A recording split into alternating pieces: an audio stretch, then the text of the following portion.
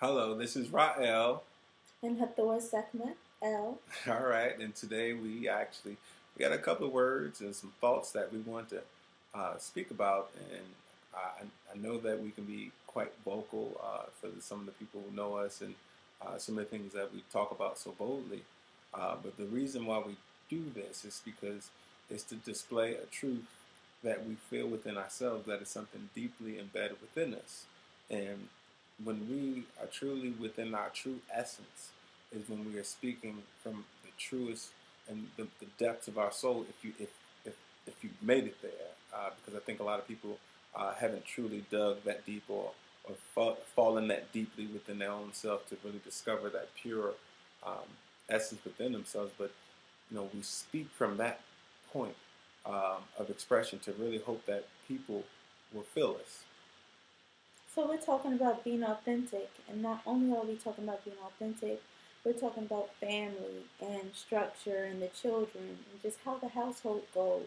Because what we were talking about earlier, and we have been talking about for weeks now, is how everybody's out of the home, and how the blizzard that came to the East Coast really probably brought families together. You Yeah, say yeah, yeah. it brought our family together because people are working, and then children are at school or Mm-hmm. at daycare, and nobody's in the house Yeah, yeah. unless something like a flood or some type of So, disaster something or happens, but then when you have your family and people close to you, you know, um, you know, when we went through this blizzard, I had an epiphany, and this epiphany came that when I realized how humanity was stolen from each family. And people say, how was that stolen? Well, when you look at the idea of family business is something that started, from the Garden of Eden, of Eden.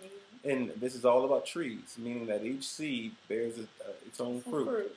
And so when we look at each person um, who've come from heaven and made it into a body, right? We know that they have something special within them that has to be unlocked, but only the parents of that child can help them unlock it. So that's the question. Then why do we send our children to school if the children were given to you and your children chose you before they even came to earth? Why are they here, and why do you have children? And a lot of us think that we should send them to school, but what should we really be doing with our children instead of sending them to school? Mm-hmm. And if you think about it, we are our own job creators, right? So when you think about chores in the house, who got the chores? Your mama created a job for you, Exactly. right? You had the dishes. Some of your brother had to take out the garbage, all right? And so that's how the family business naturally starts. It starts within the family, and the first thing that we have to really think about doing is taking that idea back, all right? Because right now our children are going to schools, institutions, and when we think about it, I don't know whose fruit they're getting and what they're being programmed, but I know it's not of the essence of their parents. All right, so when we think about nature and we think about how life naturally evolves, it's your parent that teaches you and guides you while you walk. She helps you feed you. She helps wipe your butt when you're boo-booing yourself. She does all the important stuff that help you sustain life at a very young age. And she teaches you the basic concepts to live. Now, all the stuff that we need to kind of mix and mingle in the matrix world, that's that thing. But you have to realize that we are our own job creators. So, as a child, like with our children, what I say about the boys, we get to see what they're good at. Mm-hmm. Like some of them are great at cooking.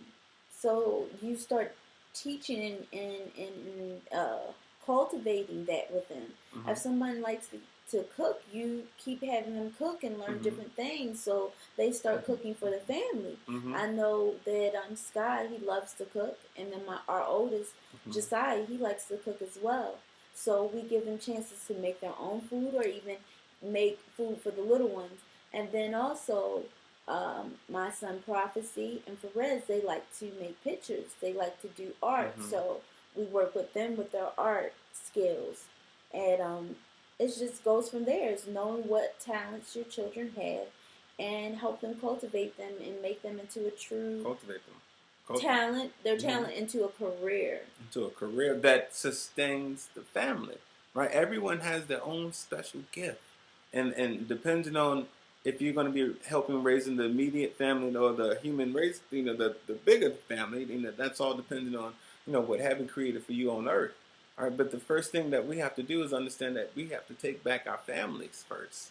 All right, it starts there. All right, and then it takes someone bold enough to come out and talk about it, to say that, well, what's wrong with the world? First of all, I know Mama worked from 9 to 5. Children is going to school from 8 to 4:30, right? In school practices. Or all right, 7 or whatever. And then you think of hours. Yeah, but then another institution, outside of that, is definitely program your children with TV. So when you think about all the skills that you naturally have, all right, and most people, we haven't even begun to tap into it. All right, we have to understand that there's certain natural abilities that we can do. On TV, we have caught our sons plenty of times on YouTube or watching something on TV inappropriate, that we had to say, "What are you watching?" or "Why are you watching this?" and question them and try to get into the psyche of their brain of why they feel it may be funny, why they think that they want to watch it, and now they have to examine why did they look at things, because we need to get back to definitely reading and structure of just cultivating their minds and figuring out what they need to be looking at more so than TV.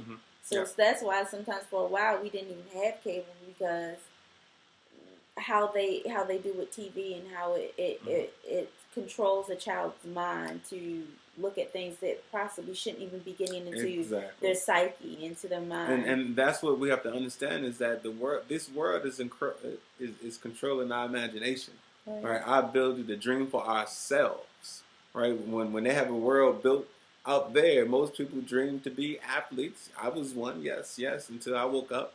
I was when I was little, I dreamed to be a police officer, because that's all that I saw. I saw police officers out there. All right.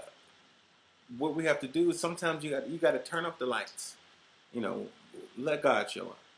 See what He reveals. That's the best time, when the lights are out. If something happens and everybody's just together, the TV's not working, no electricity's working, and you can just hear the rain or a thunderstorm or something going on.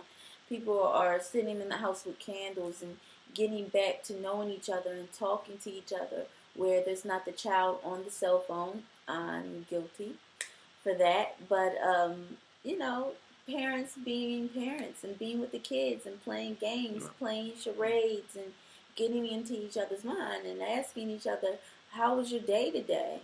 We don't do that.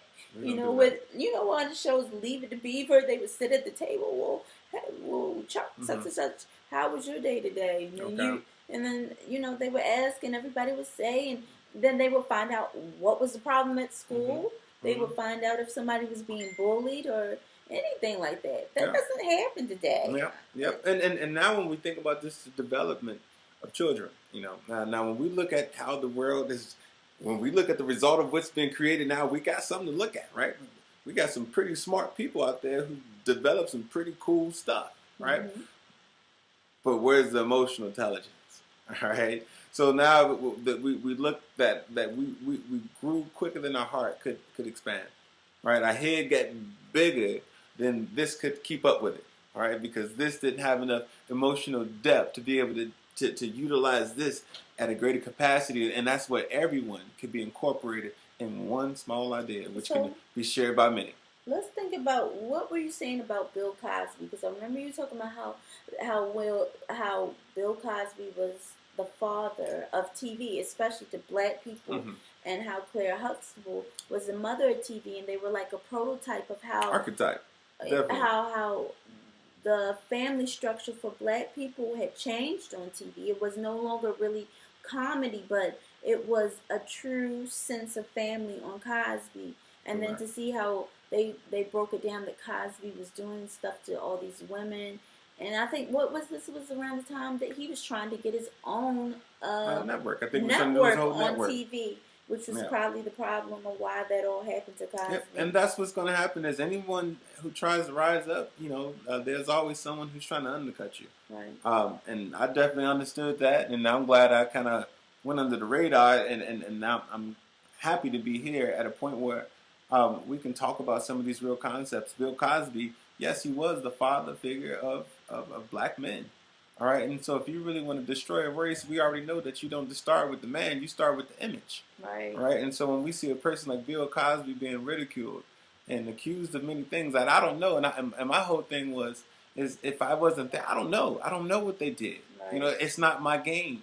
My game is whatever God gave me to do, and if it's to talk to you today about Bill Cosby, that's what I'm going to do. But you know, it's only going to be at a point of truth where I know for a fact, and right now I don't know nothing about his life. They showed the mother and father having careers, and the father usually being at home and fixing and understanding the problems of the children. You know, he would deal with Rudy. He would pick out her clothes. He dealt with her attitudes. He dealt with, some of the girls getting out of order. He definitely dealt with Theo wanting to be the boy to break out and do the dumb stuff and really get him in order. So it was a good show.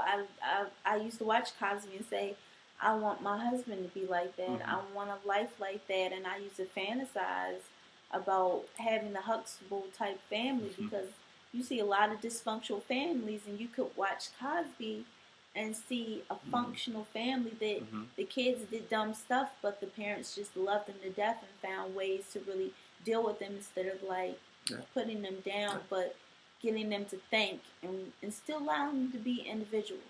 Yep. And so, we have to really think about, how do we repair the image of black families?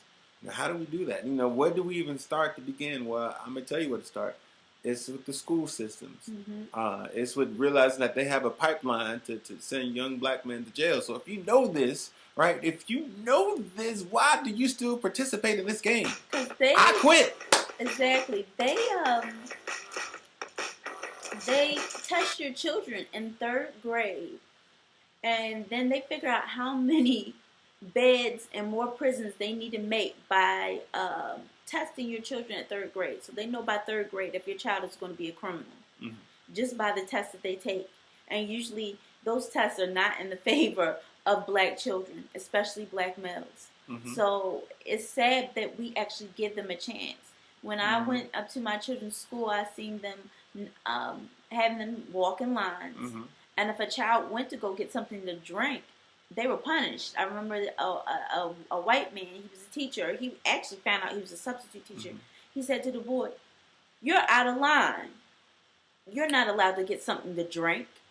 And the little boy just looked up and was like, "I'm thirsty." And he pulled on the little boy's hoodie. And that made me end up going to the office and saying, "Who is this?" Because my children, I had 5 of them in the school. And I was like, oh no, I need to know who he is. Because I wonder if he put his hands on that little boy, would he put his hands on one of my sons? And I wasn't okay with that. And a lot of us need to speak up and start saying something. Gotta express yourself. We gotta put our hearts out there because, what's the true act of faith if you only do it in church? There's always an act, right? We all have this act that we all gonna have to do it in our life, and it's gonna define our faith. So you all gonna get a chance, and when that opportunity comes, your heart is gonna beat really big. Poop poop. Poop poop.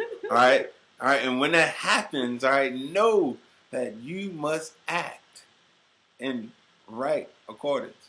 All right. Now, if you can't handle the all right, and you got to lie and run away, then we understand. You missed that opportunity. But when that opportunity comes, speak out.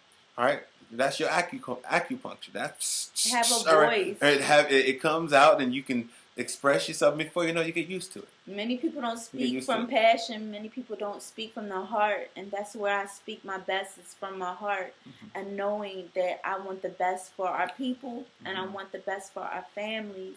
And a lot of times we forget what family is. We lose a lot of people in our families because we're not expressing and being our true, authentic selves. And I know I'm talking to a lot of young people, a lot of young women, and a lot of young men. And they look at me and Rael like their mother and father because with their mother, their original mother and fathers, they don't get to express themselves, and a lot of that comes from religion. People being pushed into a certain religion. Like, you didn't come here saying, "Hey, I want to be a Christian. I want to be a Muslim. I want to be this.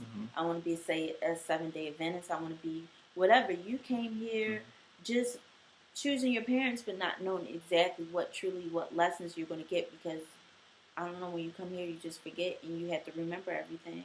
So you're taught that to be Christian. And what do you do from there? What if you don't want to be Christian? What if you don't identify with anything? Yeah. Then you're just stuck into this form where there's like, we talked about it again earlier, that girls will go off to the college, or boys will go off to college and they get to express themselves, and they in a whole nother world. College is just different. It's a world that they could just formulate who they are, and that's the only time they get to express themselves. And then they come home and they're just like, well, I'm here, and then I gotta look the part, I gotta talk the part, but this is not me. And then they go back off to college and they do them. They should be able to be like that with their parents. Yeah. But why are they not able to? Because they want to fit into that form or that creation that they believe their parents made for them. Yeah. So we're going to go ahead and just wrap this up. We appreciate you spending time with us, listening to us. Hopefully you'll keep listening to us. And me probably will try to do a part 2 on this about family and the structure, and also like unschooling your children, and or homeschooling, unschooling. Many times white people have been in the game of homeschooling and unschooling their children, and we're a little bit late in the game. I know there are some black people who have went on the frontier of that. We plan to do that ourselves, to really build up the spirits in our children, and not their age, but get to know their psyche and understand them through just basics of life. Yep. So we ain't going to just talk about it. We're about to be about it. So we're going to wrap it up. Peace out. Peace. Catch you later.